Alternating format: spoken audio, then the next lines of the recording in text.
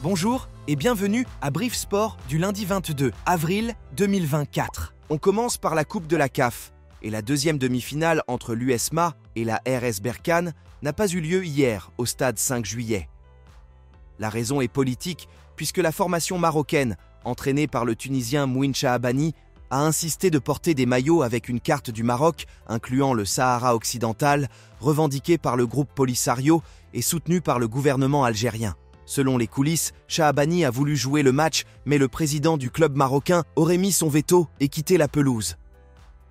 On attendra alors la décision de la CAF, alors que le match retour est prévu dans une semaine au Maroc. On passe au tennis. Ons Jabeur aura un autre objectif à Madrid après l'échec à Charleston. Elle commencera par le deuxième tour du WTA 1000 de Madrid contre la gagnante du duel entre l'américaine Sofia Kenin et la slovaque Karolina Schmidlova. On parle du football national et la Coupe de Tunisie, dont voici les 15 équipes qualifiées pour les huitièmes de finale. Stade tunisien, Alice Faxian, PS Sakiet et Dayer, AS Marsa, CA Bizertin, EGS Gafsa, Olympique Béja, ES Djerba, CS Korba, SC Ben Arous, AS Gabès, JS Omran, Étoile du Sahel, Club africain et US Monastir, en attendant le dernier qualifié après le match OC Kerkena et Espérance de Tunis. En volleyball, la Mouloudia sportive de Boussalem a assuré hier sa qualification pour les demi-finales du championnat d'Afrique des clubs au Caire, après avoir dominé les Algériens de Blida 3-0.